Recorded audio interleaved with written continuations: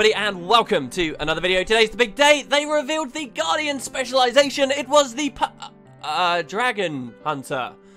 Wow, who the hell saw this coming? So, that is the name of the new Guardian Elite Specialization. I'm going to talk you guys through exactly what this thing can do. The reveal, I would say, is not been as overwhelmingly positive as the Chronomancer. That's not to say it's bad, and certainly I'm very excited about it. It's just, I think that the Chronomancer had so much insane, what the hell, Jesus, this is incredible stuff. The Guardian Elite Specialization looks a little bit more tame in comparison. So we'll have a look at it and maybe talk too about where perhaps the class feels a little bit lackluster. So the initial description we have is that the Dragonhunter is a ferocious big game hunter that specializes in ranged combat and backline support. So definitely we predicted some of this. We predicted the Longbow. There was very good reason to believe that a Longbow was coming to the class, and indeed that is true. But the whole big game element, we didn't see too much. This actually excites me quite a lot. You guys have seen the video. Today we're going to have a specialization focusing on the idea of big game hunting, and kind of also suggests we're going to have a lot of big game to hunt in the jungle. And we've even seen some reasonable examples of that now in the various trailers and blogs and pieces of information we've had come out. So that's a +1 for the jungle in my book. There is a little bit of a tacky lore reason you can say this specialization will exist. We have kind of heard the idea of Bram following in his mother's footsteps, Air, of course, who is a ranger and a dragon hunter herself, slayer of Zaitan, or contributing slayer of Zaitan, and attempted slayer of Kraukatoric, plus countless elder dragon champions. So it's kind of a nice idea there, but I wouldn't take it too far. There is also still a little bit of that Paragon influence we had been looking at before. In fact, one of the key changes to this elite specialization seems very much heavily drawn on the Paragon, but I do believe that it's kind of like we were saying in our previous video about this. Are the Paragon players and the people who want to see that Paragon style come back into Guild Wars 2 really going to be satisfied if the Guardian became a Paragon and didn't even really get to wield a spear? And I think the answer is no to that question. I think ArenaNet appreciated that too, so they went with a different idea. They went with the Dragonhunter idea, and maybe sometime in the future we'll get the Paragon thing. We'll put a pin in that. The last thing I will say as well is we seem to get a little bit less information from this reveal than we did on the Chronomancer, but do remember tomorrow Ready Up's going live, and they will talk us through the Dragonhunter with real in-game footage, and maybe we'll even get some looks and talk about the traits, just as we did with the Chrono. So let's move on and talk about the main core differences. First of all, we have the idea of active virtues. So currently when you play a Guardian, you've got your F1, F2, F3. Unlike the Chronomancer, who got an additional one, so this would be the idea of adding an F4 to Guardian, instead those three abilities have just changed. The Dragonhunter will still have something of justice, something of resolve, and something of courage, but they're actually more corporal things. They're not like fire and forget, as the article describes, where you just press F1 and forget about it. Well, now, you're actually going to be doing active things. I'll talk you guys through that. The F1, which previously gave you a passive chance to burn people, but if you hit it, it would send that out to everyone else. That has now become the Spear of Justice. And the Spear of Justice is a physical ground-targeted spear that you will throw, and this ability will pierce. Now, the description says pierces. That's not just for flavor. Pierces in this game means that if it hits a target, it will go through that target and continue to hit targets behind it. So you're going to throw it somewhere, you're going to launch this spear through, say, a huge group of enemies, and it will actually plow through many of them. It also says that as it hits foes, it will burn them and tether them, and tethering them sounds somehow negative. Either this will, while they're tethered, continue to reapply burning to them. Maybe we'll have some kind of snare on it. They really didn't say very much. So that's the Spear of Justice. I'll talk more about that in a second. So we do kind of get some spear throwing action. Then we get the Wings of Resolve. This is the wings that we saw in the image. Wings of Resolve is your F2. This is now another ground targeted ability that allows you to gap close. It's actually a leap. You'll sprout these wings and you'll fly a short distance to wherever you liked. Now, it is still basically Guardian, so it's got very heavy support elements to it. And so when you drop your F2 currently, it will heal people around you. Well, now you're going to fly over to them, and where you land, that's going to splash a heal out. They also do say that there is a trait you can choose, which will turn this into an attack. So you can fly forward and slam down and actually use this as a nice way of engaging enemies, which sounds pretty cool. Very guerrilla style. I think they looked at the idea of spearish stuff. You know, obviously we don't get the spear, but we've got the F1, which is a spear. And they looked at the idea of big game hunting in jungles, and I think they took like a very guerrilla style out of it. F3 is your Virtue of Courage currently. This is Aegis. Now it's becoming the Shield of Courage. I wouldn't be surprised if in original design documents for Guild Wars 2 this is what they wanted it to be. We've actually seen a little bit on the Revenant too. This will now, because of new tech they have in the engine, create a real physical shield that you hold out in front of you, and any attacks coming from in front of you will be completely blocked. So this isn't just like projectile attacks that you might see on stuff like Sword 3 at the moment. This is a real shield, and it won't obviously replace your weapon or anything, but it will be out there defending you. And even better, people who are stood around you behind your shield can actually cower in it as well, and they will also be safe. Now you're still going to be vulnerable from the flanks, but this was something they just demonstrated a little bit with Revenant, and you actually now get again on your F3 here with the Dragonhunter. I can definitely see some Paragonish influence here, because you've got a spear, which is what they wielded, you've got a shield, which is what they wielded, and you've got wings, which is what they had too. But I think that really the similarities beyond that are only skin deep, and many of the other mechanics and things aren't there. Perhaps again space for something again further on in the future. They also did specifically say that your F abilities will still passively help your allies when they are not on cooldown. So this very core Guardian idea of do you want to help people out or take it and use it for yourself kind of thing is very much there. I actually heard speculation just before this was announced from people saying, hey, what if the Specialization did the opposite of that? And again, maybe that's an idea for a Specialization again in the future. But so those passives will still be there. And they did also say traits that currently interact with virtues will be interacting with these abilities too. And this is quite pretty cool. Think about, for example, the trait that recharges your F1 instantly when you kill a foe.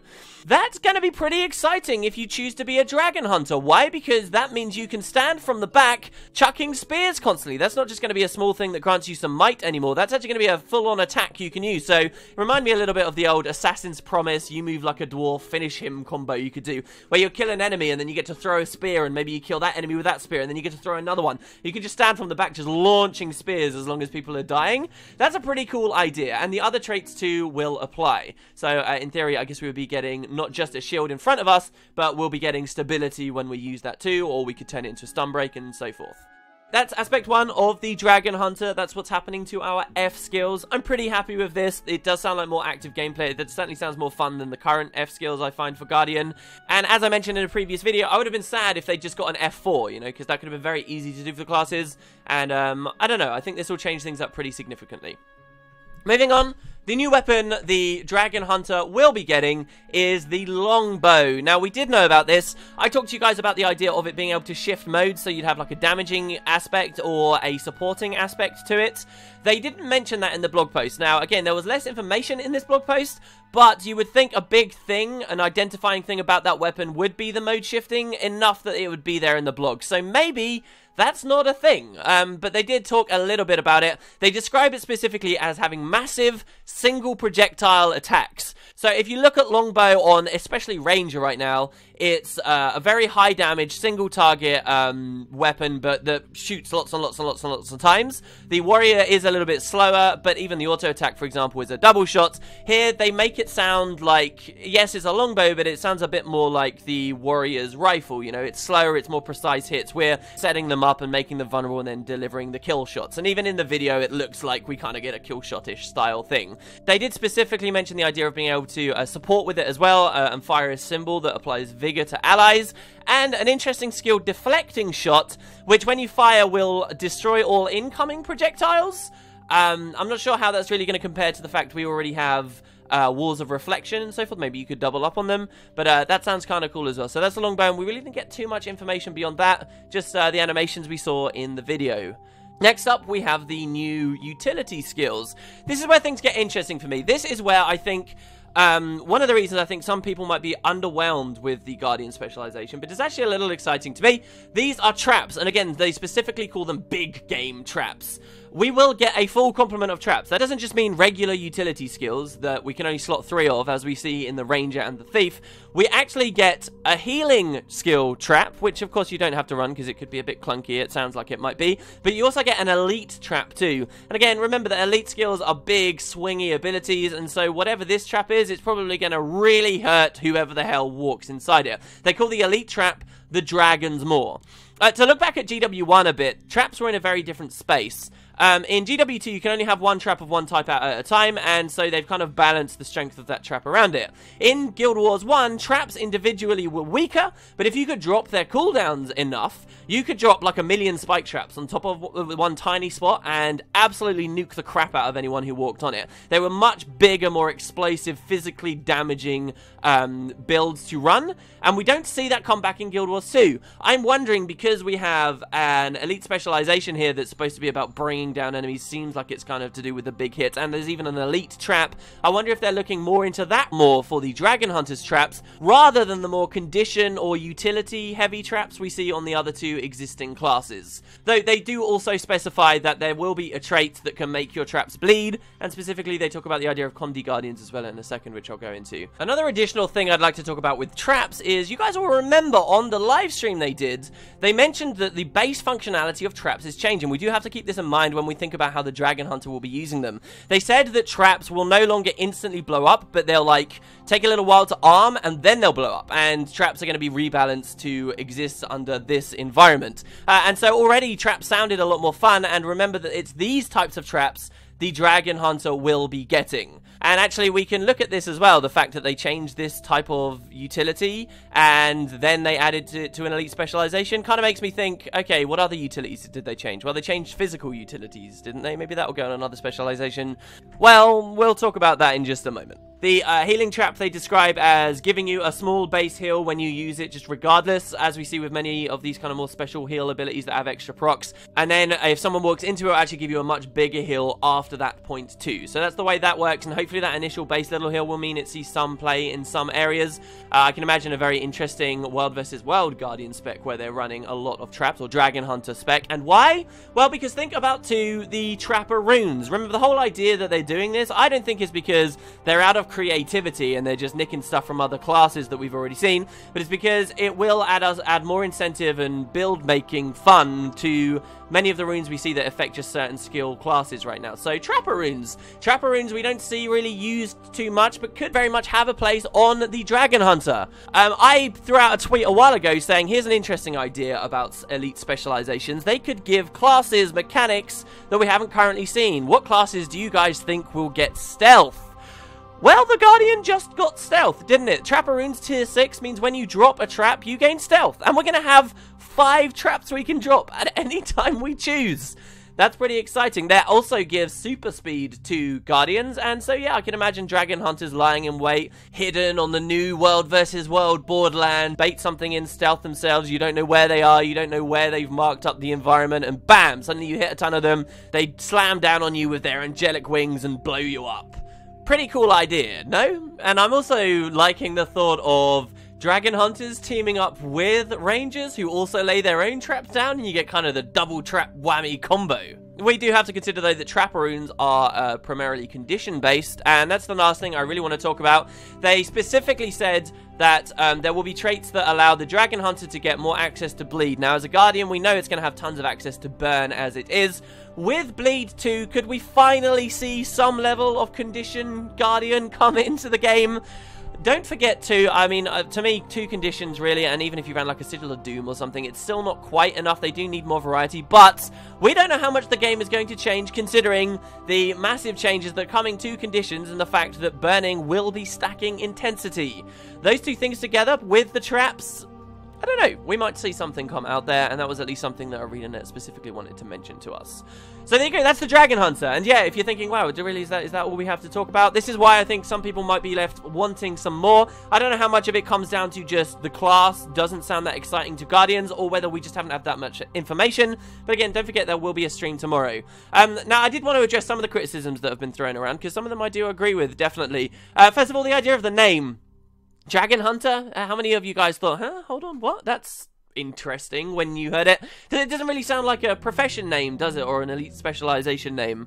I'm not sure. It does seem more of a title, and specifically, Aren't we all dragon hunters? Interior, I can very much understand this line of thinking.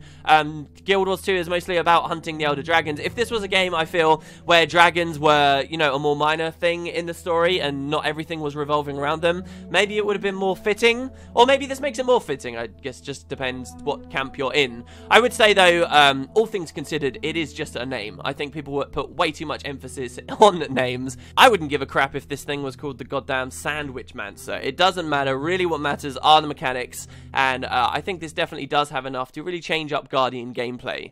The next thing as well, I think people might be a bit underwhelmed by, is the fact that these are traps. Traps, as we know, aren't the most useful things across all game types. We have seen them used particularly on the PvP side of things, but for a lot of PvE, I don't know, they can feel kind of clunky and not really that well used. And at the same time too, this whole spec is building out a facet that Guardian has always been deficient in, and that's the idea of ranged combat.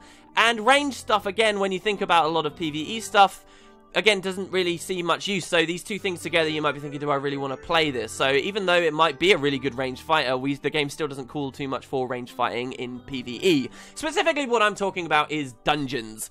I would say we can step back just a little. Guild Wars 2 is not like other MMOs out there where all that matters is the dungeons or the so-called like raiding endgame instant stuff. I mean, let's be realistic here. There's a ton of other stuff that we'll be doing, especially when Heart of Thorns comes out. We're not going to be in perfect little stacking scenarios where we're constantly LOSing and trying to buff each other in those kinds of dungeon situations. Of course, there could be more of that in Heart of Thorns, but that's not all that Guild Wars 2 is. That's not even all that Guild Wars 2 PvE is. I feel like with every discussion I've seen about Specializations already revealed and the ones upcoming, everyone seems to give a massive shit about the way things work in dungeons and like perfect, optimum speed running dungeon scenarios. And there is such a small percentage of us that participate in that area of the game, such a small, that I really don't think it matters too much. Dungeons are pretty easy, guys, and if you wanted to run, say, your Chronomancer with a bunch of wells in there, or you wanted to run as a Dragon Hunter with a few traps on your bar, probably not the end of the world. That doesn't make the specialization totally useless. Anyway, moving on from that idea, another thing I think a lot of people have been saying is, hey, wow, so we're just a ranger? I think people are saying this really because, look, they're saying, hey, this is a class that's getting traps, which rangers have, and a bow, which rangers have. Yeah, I suppose. I guess the spin on this, though, is you get to now play, if you really think this is a ranger, you get to play a ranger without a pet, right? Obviously, there are big thematic differences. The ranger is nowhere near as magically inclined. This is a heavy armor class. There are enough differences. I think it's a bit of a shallow thing to say. For example, if the elementalist gets sword, which I think it might, and gets, say, physical utility skills, which it might, given that physical utility skills have been changed much that traps have been changed, will we be calling the Elementalist Specialization a warrior? Well, no, right? So why does that apply for the Guardian too? That's pretty much all I have to say. I would like to close on one last note, though, and that's the idea of the Elite Specialization system in general. One final thing a lot of people have been saying is, this isn't what a Guardian's supposed to be. Why are you giving me range? That's not what a Guardian excels at. Why do I care about this? I think Arena now have a little bit of a problem on their hands coming up, and they're going to see this more, where a lot of us are in the community are viewing Elite Specializations as just kind of like upgrades to our classes. Now, many of us logically know that they're not supposed to be flat upgrades to our classes, but especially when you look at the reveal of the Chronomancer, which just feels like that, you know, just a sheer upgrade. I think some people are going to be disappointed when they see Elite Specializations that aren't that. The idea of the Elite Specializations is to flesh out a specific angle of a class, and so in the future, when there are many Elite Specializations available, we'll kind of get to choose which element of them we want to specialize in and hone in on. It's not supposed to be a huge flat buff, so if you're thinking, oh, this is putting a bunch of stuff on the Guardian I didn't want on the Guardian, or I never enjoyed Guardian 4, well, consider that's the whole idea of Elite Specializations. They're all supposed to be honing in on these special angles, and ArenaNet might have a problem now where unless they reveal to us Elite Specializations that are just mega OP and everyone wants to run that completely like the Chronomancer, when they do a more realistically designed one like this Guardian Specialization, people might start crying foul, and they really shouldn't. Try and think of the system with an open mind as to how it will look in a while when we have lots of Elite Specializations to choose from. They can't constantly be one-upping themselves. they have to go into different angles of mechanics, and I think that's what we're seeing here with the Guardian, and for that reason, I'm pretty happy with it. So there you go. We'll obviously have a lot more information and things to work with tomorrow when we see this guy in action. That is the Dragonhunter for you guys. Hopefully I stopped saying Dragon Slayer. Why did I keep wanting to say Dragon Slayer? In any case, let me know what you guys think, and I'll see you tomorrow.